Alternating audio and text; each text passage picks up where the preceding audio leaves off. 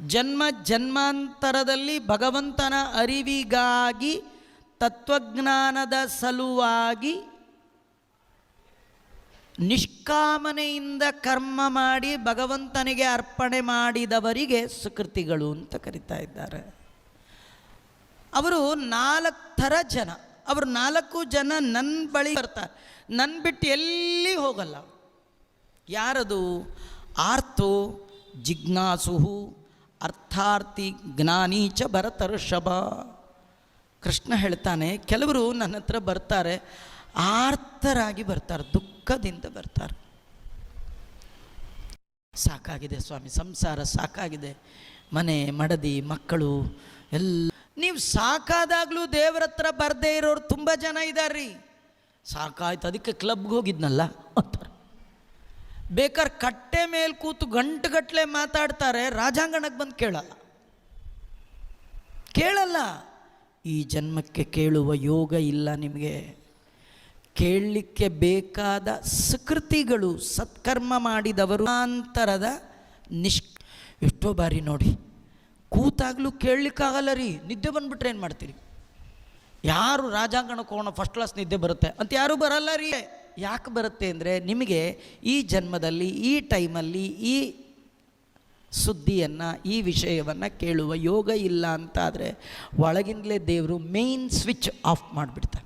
ನೀವು ಹೆಡ್ಲೈಟ್ ಎಷ್ಟೇ ದೊಡ್ಡದಾಗಿ ಬಿಟ್ಕೊಂಡು ಬಂದಿದ್ರೂ ಕೂಡ ಬಿಟ್ಟರೆ ನಿಮ್ಮನ್ನು ಯಾವ ಸ್ವಿಚ್ ಆನ್ ಮಾಡಿದ್ರೂ ಹೇಗೆ ಪ್ರಯೋಜನ ಇಲ್ವೋ.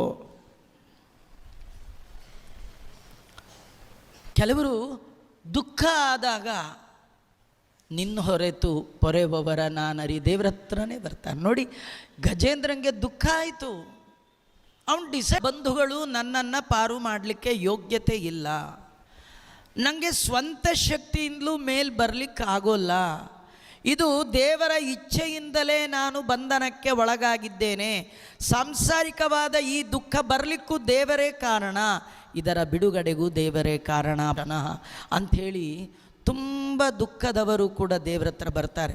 ನಿಮಗೆ ತುಂಬ ದುಃಖ ಆಗಿದ್ದರೆ ಬನ್ನಿ, ಕೃಷ್ಣನ ಮುಂದೆ ಕೂಡ್ರಿ, ಆಚಾರ್ಯರ ಮುಂದೆ ಕೂಡಿ, ನಮ್ಮ ಚಂದ್ರೇಶ್ವರನ ಮುಂದೆ ಕೂಡ್ರಿ, ಒಂದು 5 ನಿಮಿಷ. ನಾನು ಯಾವಾಗಲೂ ಹೇಳ್ತೇನೆ, ನಿಮಗೆಷ್ಟೇ ಮಾನಸಿಕವಾದ ಜಂಜಾಟ ಇದ್ದರೂ ಮನೋನಿಯಾಮಕರಾದ ರುದ್ರದೇವರು ನಮ್ಮ ಚಂದ್ರೇಶ್ವರನ ಬಳಿಯಲ್ಲಿ 10 ನಿಮಿಷ ಸೋಮವಾರ ಸಂಜೆ ಕೂತ್ರೆ ಆ ಭಗವಂತನ ಬಳಿಗೆ ಆರ್ತರಾಗಿ ಕೆಲವರು ಬರ್ತಾರೆ. ಇದು ಒಂದು ಪಂಗಡ. ಅದಕ್ಕೆ ಈ ಮೈಕ್ ಹಿಡ್ಕೊಂಡು ಅನೌನ್ಸ್ ಮಾಡುವಾಗ ಭಕ್ತಾದಿಗಳಲ್ಲಿ ವಿಜ್ಞಾಪನೆ ಅಂತ ನಮ್ಮೂರ ಕಡೆ ಅಂತಾರೆ. ಭಕ್ತಾದಿಗಳು, ಭಕ್ತರು ಪ್ಲಸ್ ಆದಿಗಳು. ಆದಿಗಳಂದರೆ ಇವರಲ್ಲ, ಎಕ್ಸೆಟ್ರಾ ಅಂತಾರೆ. ಆರ್ತರು ದೇವರಲ್ಲಿ ಬಹಳ ಗೋಳಿಟ್ಕೊಂಡು ದೇವರ ಹತ್ರ ಬರ್ತಾರೆ. ಆಮೇಲೆ ಇನ್ನೊಬ್ಬ ಜಿಜ್ಞಾಸು ಅಂದರೆ ದೇವರಂದ್ರೇನು, ಯಾಕೆ ತಿಳ್ಕೊಳ್ಬೇಕು, ಅವನೇ ಯಾಕೆ ತಿಳ್ಕೊಳ್ಬೇಕು, ಇವನೇ ಯಾಕೆ ದೇವರಲ್ಲ, ಇವನೇ ಯಾಕೆ ದೇವರು, ಏನೋ ದೇವರ ಬಗ್ಗೆ ತಿಳ್ಕೊಳ್ಬೇಕು ಅಂತ ಬರ್ತಾರೆ. ದೇವರಂದ್ರೆ ಏನು, ದೇವರನ್ನು ಹಿಡಿದ್ರೆ ಏನಾಗತ್ತೆ ತಿಳ್ಕೊಳ್ಬೇಕು ಅಂತ ಬರುವವರು 2ನೇ ಪಂಗಡ. ಈ ದೇವಸ್ಥಾನಕ್ಕೆ ಬರೋರೆಲ್ಲ ಒಂದೇ ಥರ ಇರಲ್ಲ ರೀ. ದೇವ್ರು ನೋಡೋಕ್ಕೆ ಎಲ್ಲ ಬರ್ತಾರೆ ಅಂತ ಗ್ಯಾರಂಟಿ ಇಲ್ಲ. ಕೆಲವರು ಜಗಳಕ್ಕೆ ಅಂತಲೇ ಬಂದಿರ್ತಾರೆ. ದೇವಸ್ಥಾನಕ್ಕೆ ಬಂದು ತೀರ್ಥ ಕೊಡೋರ ಜೊತೆ ಅರ್ಧ ಗಂಟೆ ಜಗಳ ಆಡ್ಕೊಂಡು ದೇವ್ರ ಮೇಲೆ ಸಿಟ್ಟು ಮಾಡಿಕೊಂಡು ಈ ದೇವಸ್ಥಾನದಲ್ಲಿ ಏನು ಪ್ರಯೋಜನ ಇಲ್ಲ ರೀ, ಈಗ ಎಲ್ಲ ದೇವರೇ ಇಲ್ಲ, ಇನ್ಯಾರೋ ಜೊತೆ ಮಾತಾಡ್ಕೊಂಡು ಹಾಗೆ ದೇವರ ಹತ್ರ ಬಳಿ ಬರೋರೆಲ್ಲ ಒಂದೇ ಥರ ಬರ್ತಾರೆ ಅಂತಿಲ್ಲ. ಇನ್ನು ಕೆಲವರು ಅರ್ಥಾರ್ಥಿ, ದೇವರ ಹತ್ರ ಬರೋರು ಕೇಳಲಿಕ್ಕೆ ಅಂತಲೇ ಬರ್ತಾರೆ. ತಪ್ಪಲ್ಲ ಅಂತಾನೆ ಕೃಷ್ಣ. ಬೇಡಿದರೆ ಎನ್ನ ಒಡೆಯನ್ನೇ ಬಿಡು. ಊರವ್ರ ಮುಂದೆ ಕೈ ಚಾಚೋ ಬದಲು ದೇವರ ಮುಂದೆ ಕೈ ಚಾಚಿ, ನಿಮಗೇನು ಬೇಕು ಕೇಳಿ ಕೊಡ್ತೇನೆ ಅಂತ ದೇವರು ಎಲ್ಲ ಕೊಡ್ಲಿಕ್ಕೆ ಅವನು ಸಿದ್ಧರಿ. ಕೊಡುವ ಕರ್ತೃ ಬೇರೆ, ಇರುತ್ತೀರೆ ಬಿಡು ಬಿಡು ಚಿಂತೆಯನು. ದಾಸರಂತಾರೆ, ಬಡ ಮನದ ಮನುಜನ ಬೇಡಿದರೆ ಫಲವೇನು. ನಾವು ಜನರ ಮುಂದೆ ಕೈ ಹಿಡಿತೀವಿ, ನಾಚಿಕೆಲ್ಲ. ಅವನಿಗೆ ದುಡ್ಡಿಗೆ ಬಡತನ ಇಲ್ಲ, ಕೊಡುವ ಮನಸ್ಸಿಗೆ ಬಡತನ ಇದೆ ಅಂತ. ಬಡ ಮನದ ಮನುಜನ ಬೇಡಿದರೆ ಫಲವೇನು.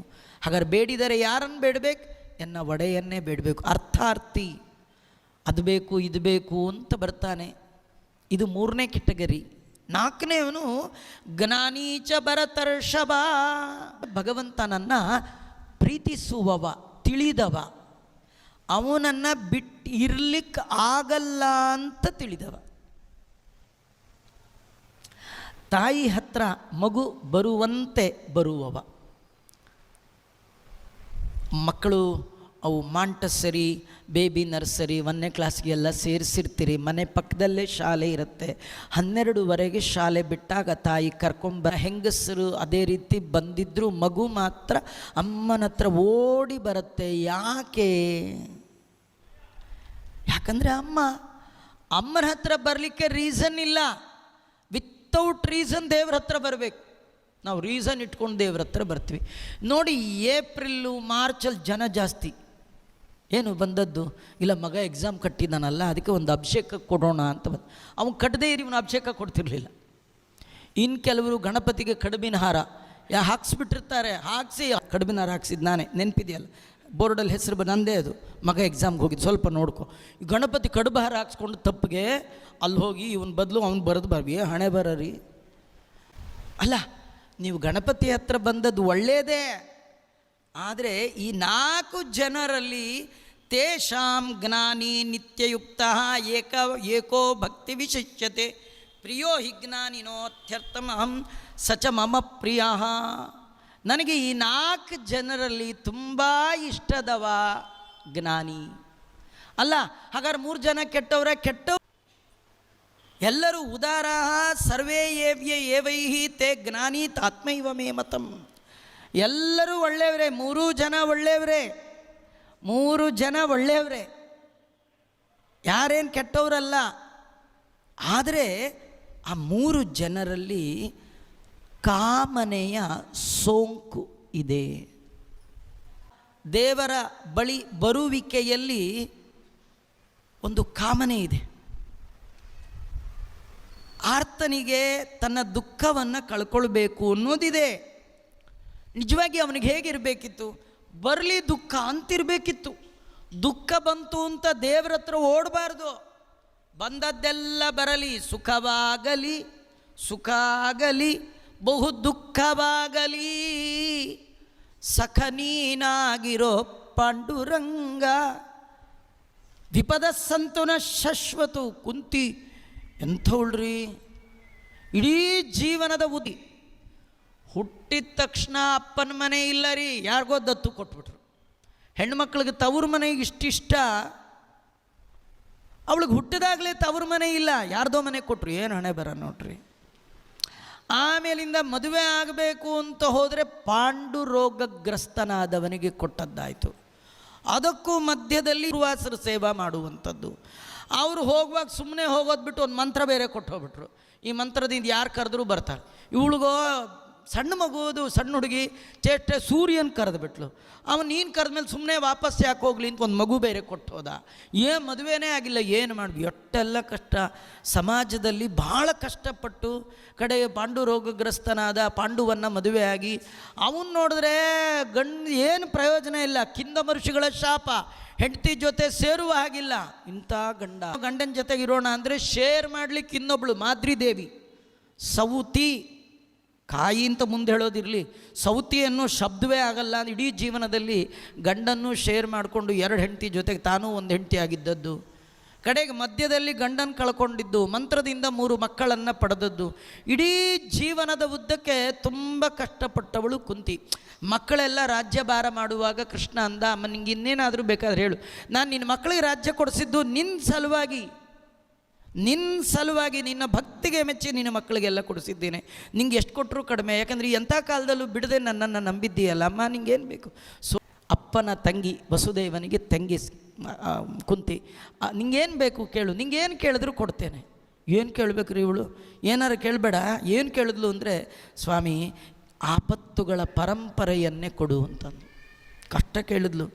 ಕಷ್ಟ ಬಂದರೆ ದೇವರ ಹತ್ರ ಓಡೋಗೋದಲ್ಲ, ಕಷ್ಟವನ್ನು ಫೇಸ್ ಮಾಡುವ ಯೋಗ್ಯತೆ ಕೊಡು ಅಂತ ಇದ್ದಲ್ಲೇ ಕೇಳಬೇಕೇ ವಿನ ಕಷ್ಟವನ್ನು ಕಳಿ. ನೋಡಿ, ನಾವೆಲ್ಲ ದೇವ್ರ ಹತ್ರ ಹೋಗಿ ಕೇಳೋದೇನು?